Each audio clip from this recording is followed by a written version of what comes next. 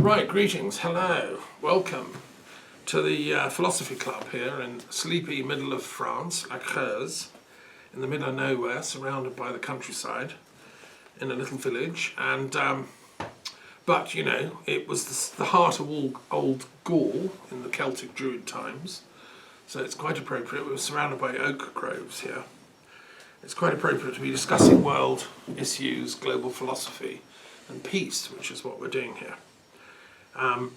So thank you, and we've got a new guest who'll be saying a few words at the end of this, which will be fun.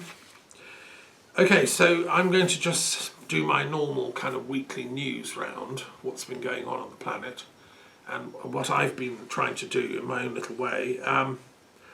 So first thing I want to say is on Monday the 18th of March, there was a really interesting event organised by an International Association for Peace Education in honour of a dear departed friend of mine, colleague, Dr. Betty Reardon, who was a pioneer of feminist peace education.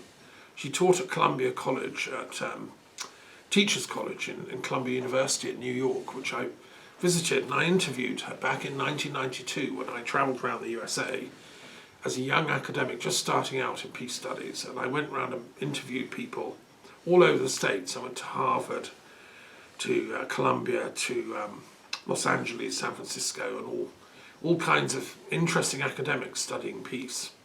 And I used a recording device. I still have the tapes, actually, and I've got Betty's, hour-long discourse.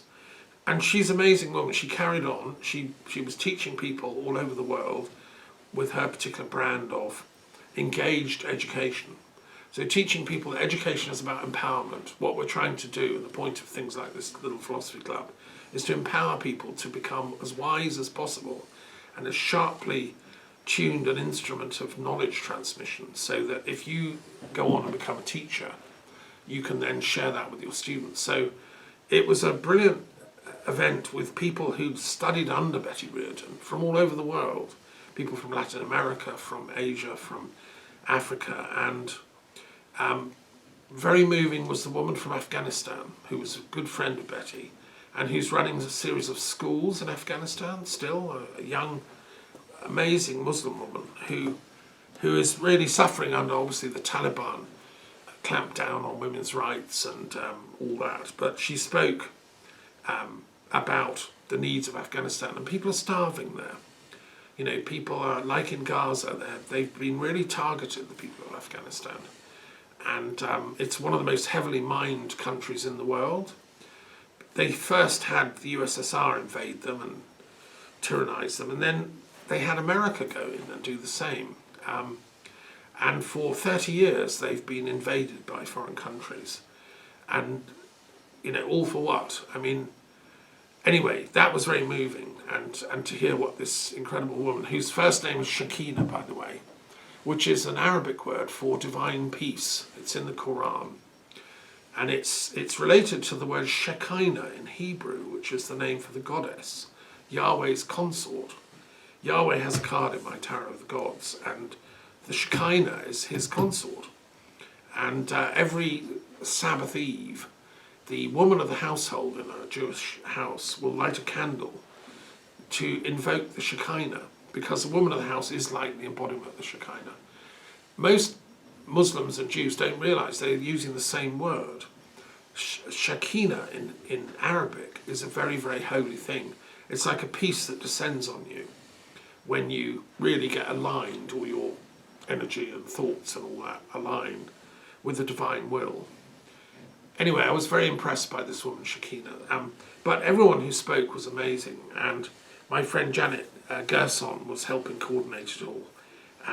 So thank you for them. And there was a Canadian peace educator who's a senator in the Canadian Senate who spoke brilliantly.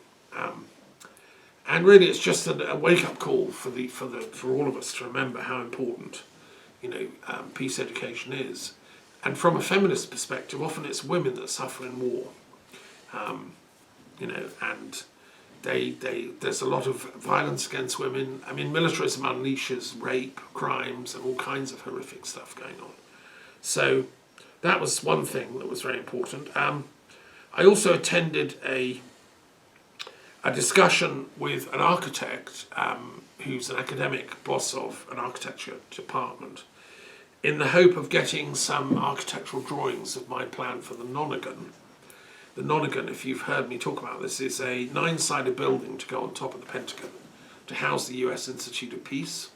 I have a lot of respect for all the peace educators in America. Betty was one, who's no longer with us, but there are others, you know, and I want them to have a peace department under the American government officially, like the US Department of Defense. And I think structurally it should be on top of the Pentagon, which would be a symbol that peace is as important to the American people as war is. And so we're discussing how to design it, how to get that going.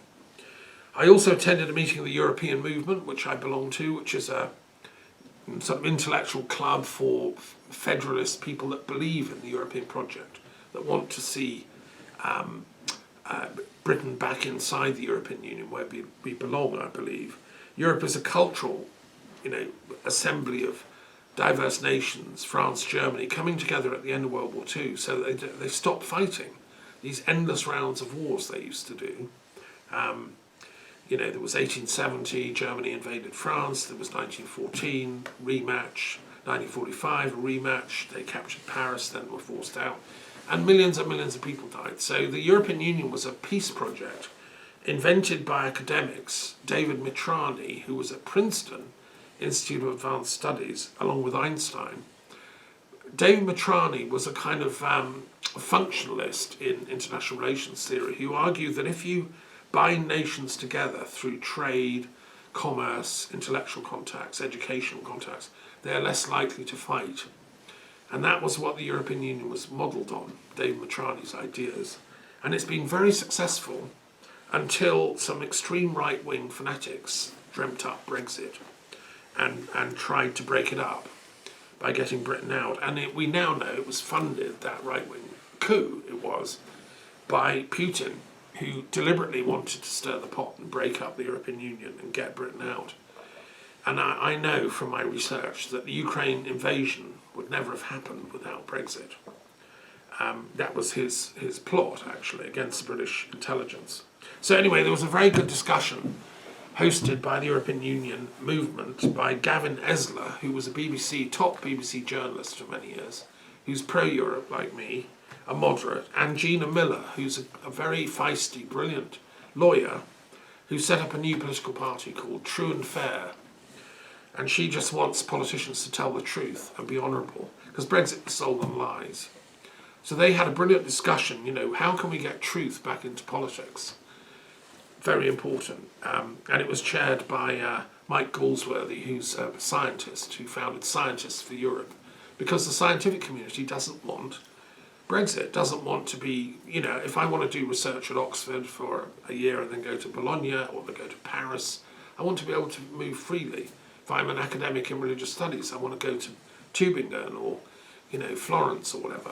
I don't want to be like bothering with national borders. That was the dream of Europe, and we believe in that still. So then I listened to a very good chat between Dr. Athene Potari, who's a young Greek academic, who's a classicist and a philosopher and a scholar of ancient Greek philosophy, talking to Dr. Jeffrey Kripal, under the aegis of the Scientific and Medical Network, a podcast called Know Thyself, which was the logo of the Delphi Games. Of Delphi, the Oracle, and the Games. Anyway, they were discussing, like, what do new findings in the humanities shed light on in terms of our identity? Are we just cells? Are we just a material thing? Or do we have, like, an invisible spark of soul nature? And if so, how do we know that, and what is it, and can science talk to spirituality?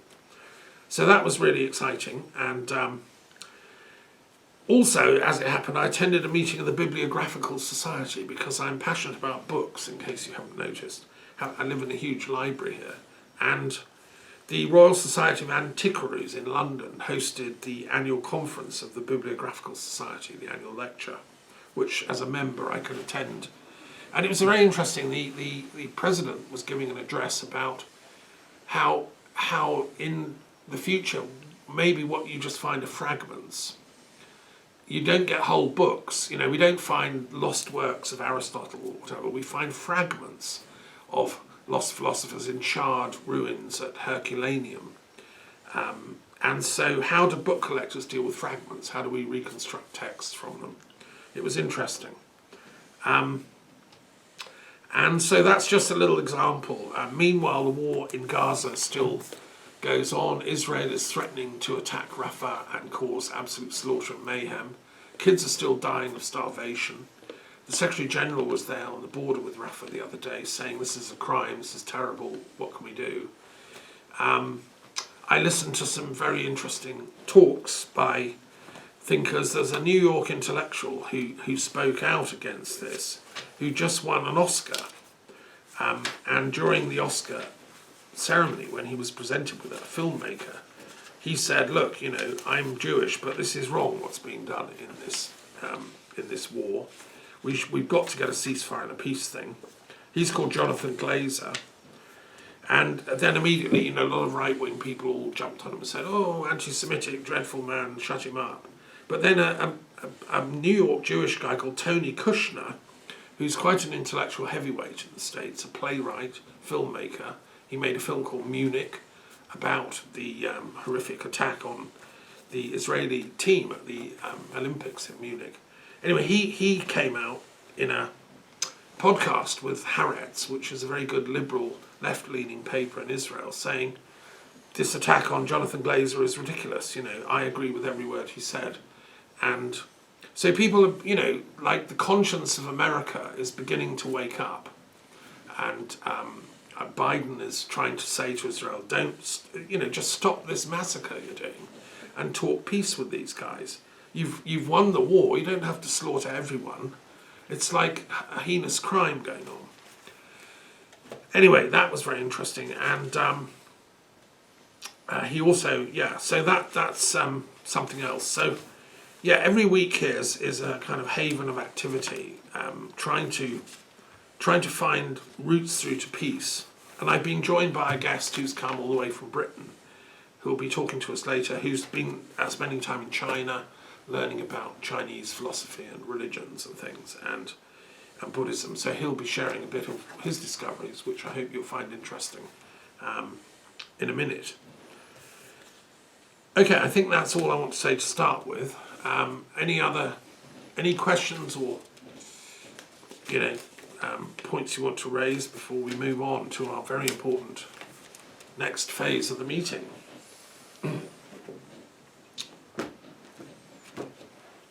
Okay, let's move on and look at the periodic table. Okay, so most people that come to the Philosophy Club know about the periodic table. It's an attempt to create a map of all the world's religious and philosophical traditions. And what I like to do is compare and contrast two of them each week. So I'm going to ask my guests here to select one. Which one would you like, Carmel? Because of the event next week, on Sunday, Christian, Roman, Catholic. Okay, because we have Easter coming up. Yeah, interesting, thank you. So 43 is Christianity, it's the Roman Catholic faith. Yeah. And also because the Catholicism in west of Europe is in a kind of a crisis because very few people is attending priests. Office or... Sure. I also ought to say, by the way, whilst Kane is thinking of his what he wants to do, that this week also saw a tremendously horrible attack in Moscow, by gunmen who shot up a pop concert and killed at least about 130 people. I mean, most horrendous crimes. It seems to be some sort of hardcore Islamic fanatics from Islamic State associated with Central Asia. I believe these people are deluded and that one shouldn't commit crimes like that in the name of God, so-called God. It's and of course there's many conspiracy theories floating around the web about it, but I just think it's a terrible thing, and I hope Russia doesn't propagandise it. The British Foreign Secretary has warned about this. And I did see somewhere on the net that Russia's blaming US and UK, we're behind it. We paid for it to happen, and Ukraine's involved. I think all that is just absolute fanatical propaganda, and that Putin ought to, come and rejoin civilization, withdraw his troops from Ukraine, and we can fight ignorance together, because terrorism comes from ignorance. And Russia has tremendous educational institutions. I've been there. I have academic friends there. Let's get Russia back on the team of, intellectual work for peace. Okay, Kane, have you thought of one yet? So esoteric alchemy, 124K. Okay. Right, that's interesting. Okay. Right, so we've got two here to compare and contrast. The Roman Catholic one, 43. I'll do the which shall I do first? Well, I'll do the alchemy one first, 124. I try to do the oldest one first. One can dispute, which is the oldest, but I'm going to go with alchemy. The word is interesting. It comes from alchem, meaning the black arts. From alchem, the word for Egypt, the black land, because Egypt was sacred. It was black soil, which gives fertility. And so the knowledge that came out of Egypt, alchemy, gave its name to chemistry as well. And it means, so Egypt was a very wise civilization which knew a lot about material reality, because they did embalming, they understood the human form. They had very sophisticated painting in their tomb and on their coffins. And also the women invented makeup. They had, the equivalent of coal, and they were a culture that were very sophisticated and understood material substances, chemical substances, paints. If you go around the museum in Cambridge or the British Museum and look at the Egyptian section, you'll find all these little clues as to how sophisticated they were. They also did beautiful writing on scrolls and invented their own writing system, the hieroglyphs, which is a sort of pictographic script which inspired and influenced the alphabetic scripts of Phoenicia. And we were just learning today in prayers and study time that the Hyksos people who ruled Egypt in the second part of the intermediate Middle Kingdom may well have come from Byblos, they think, which is where the Bible gets its name from, in Lebanon or Phoenicia. And it's where the papyrus was transported from Egypt to Byblos to turn into scrolls, and that's where we get the word bibliothèque, biblios in French, the book, and the Bible. So, okay, so what is alchemy? It was the wisdom of ancient Egypt understanding matter and how it transmutes and changes shape and form. And they understood about the elements, obviously earth, air, fire, water, and how they interrelate. They're all sacred to the Egyptian mind. And the alchemist is someone that is happy to work with the elements and to study how they transmute and change. The art of cooking is a perfect example of alchemy. And the Egyptians were, very good at it. So, but it was all synthesized in 150 AD by a philosopher called Zosimus, who came from a part of Middle Egypt, not in the deep south, not in the top, sort of down the Nile. Zosimus was an alchemist who wrote some very mysterious books, which have come down in fragments, about how matter and the soul interconnect, and how the transmutations of matter are a kind of spiritual work. There's a book called The Dream Visions of Zosimus, which record a kind of series of transpersonal experiences, which Carl Jung writes about. There's a whole commentary on the dream visions of Zosimus. Zosimus knew about the Kabbalah, he knew about Jewish mysticism, he understood about esoteric matters in great detail, he understood Greek philosophy. He understood Zoroastrian traditions. He understood the books of Enoch and the native Egyptian stuff. And he put them all together and he called it alchemy, which is basically a code word for the inner work we've all got to do to turn our own lead into gold. The symbolic meaning of this is we have to purify the human spirit. We live in forms of matter, clay, but we are made of pure spirit, we are made of gold, and we have to understand that.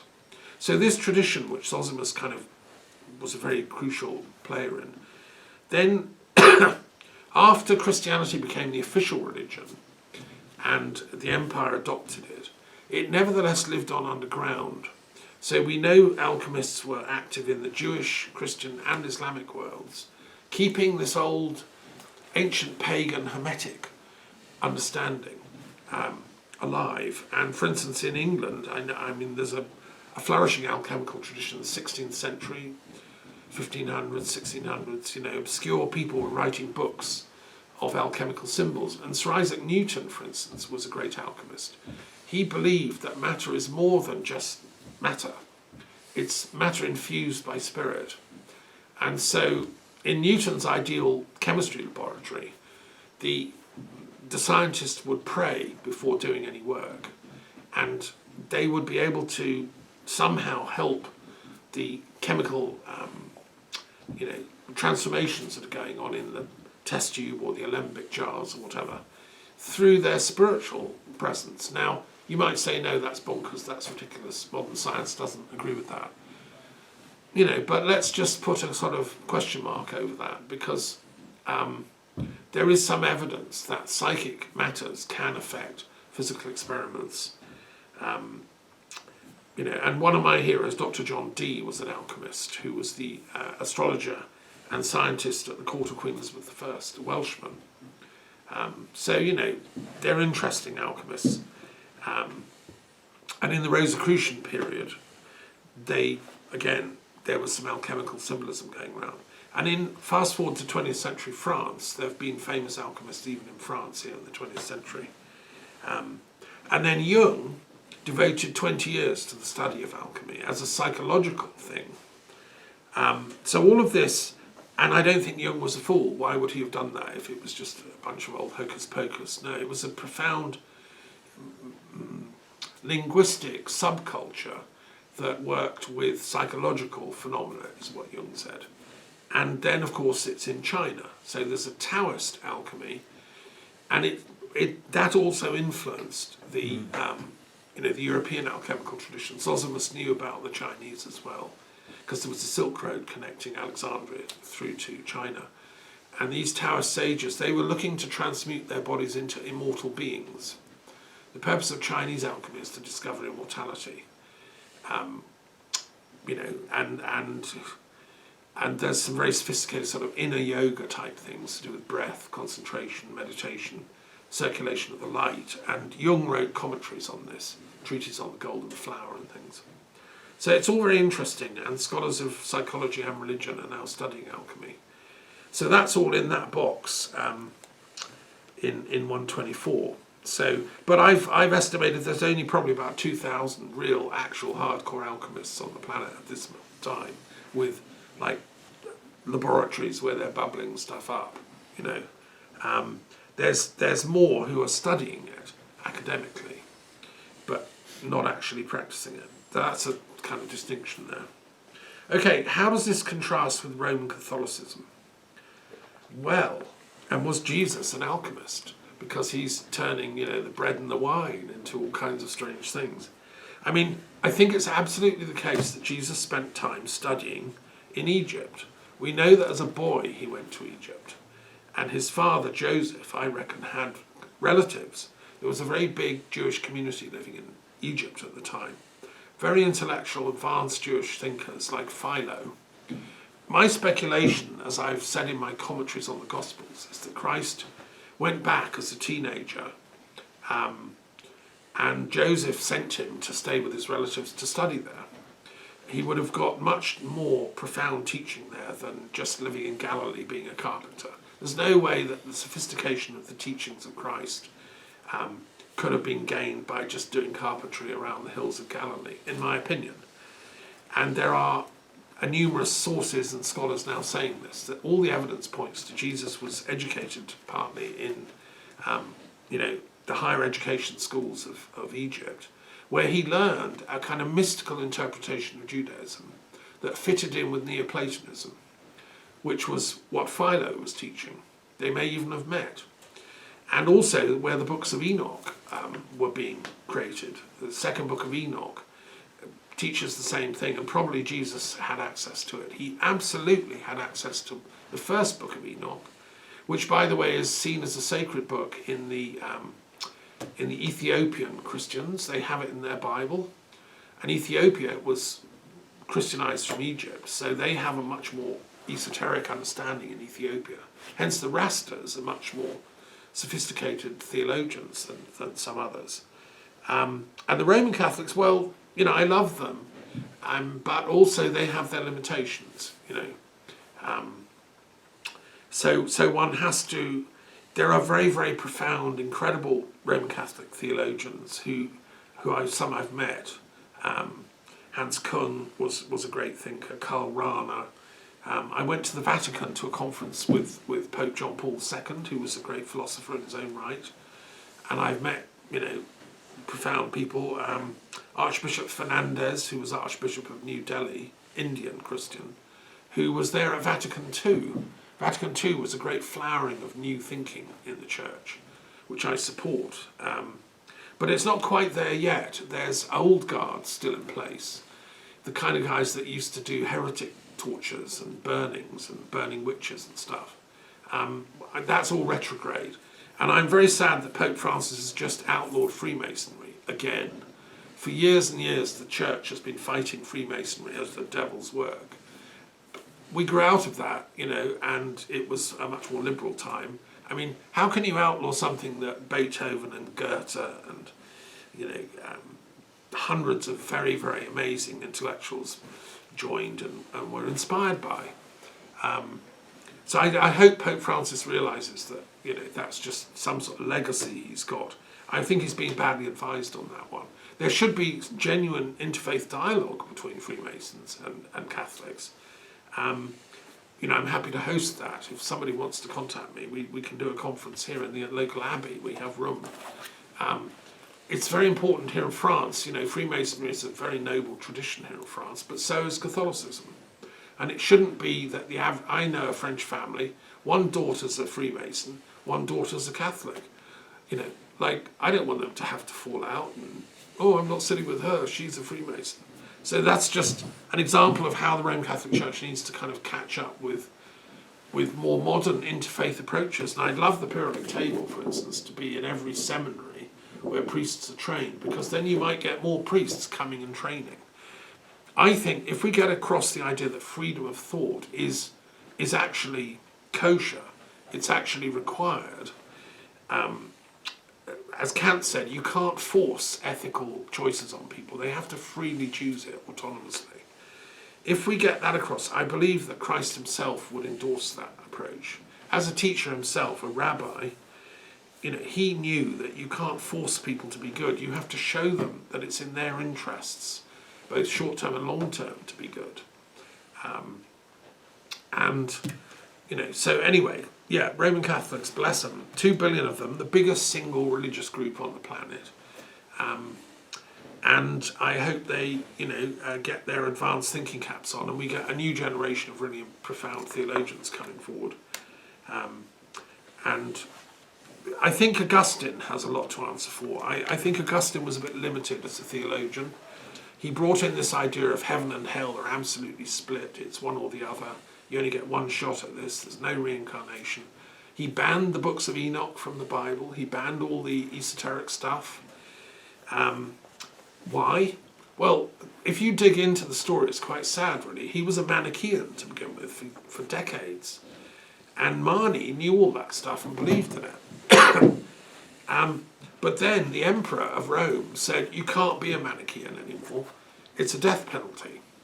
And at that point, Augustine changed. He said, I'm not a Manichaean. And he hurried to get baptized as a Roman Catholic. So he was like all these sort of converts that become more fanatical than the original people. I mean, Hitler was another example. He was a fanatical German. He wasn't even German. He was an Austrian, hybrid. But he became a really great German nationalist. Well, it was all fake. So the same with Augustine. He was desperate not to be caught out as a secret Manichaean, so he became a really strong Roman Catholic. But it reminds me of a saying by Rumi: the disbeliever hides his unbelief. That sums it up to me. Whereas a true believer, like Descartes, shares their doubts. I mean, that's why I'm called Thomas. My patron saint, Saint Thomas, doubted. He wanted to know everything, the answer. Prove it, Jesus. You could be a phantom. Like he wanted to know real truth, and that's why I've written a book of Thomases, because I found 1,000 Thomas intellectuals. We're in that tradition, like Thomas Aquinas, Thomas Jefferson, Thomas Paine. We want real knowledge, or gnosis. And I suspect that gnosis, true knowledge, which is the Greek word for knowledge, is the reconciliation point between Roman Catholics and alchemists.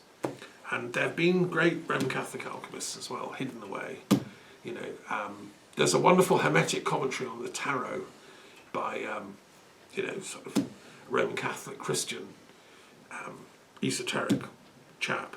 So, the connections, if you think of the periodic table like a sort of field, I think the connections go deep down at the roots, the level of the roots. Trees are all interconnected by their root systems. So I challenge somebody who's into gardening to create a garden of this and plant 168 different species of trees and flowering shrubs with different colours. And that would be brilliant. You could then walk around the garden. It could be circular in shape or something. But it's at the root system they all interconnect. Right, okay, well that's enough. Any comments on that? Any questions or...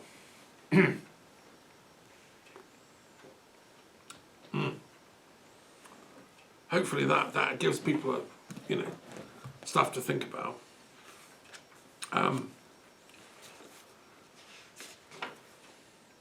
Okay, let's move on then to do our final little job before I hand over the chair to our guest, who's going to talk about Taoism and neuroscience and things. Be interesting.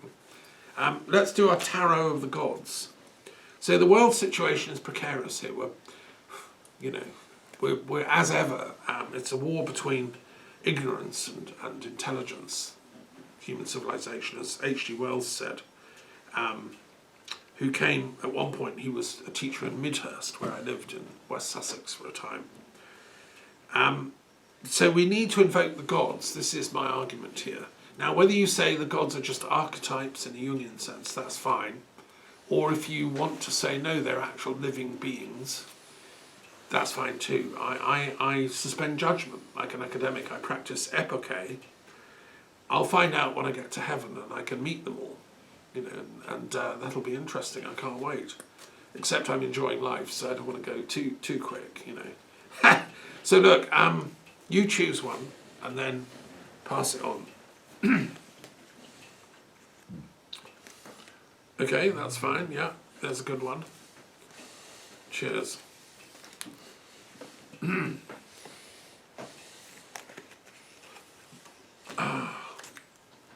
Right. Okay, thank you. So we've got two good ones here. So we've got the Ten of Fire, Bell. And I will just open the page at the right part of the book.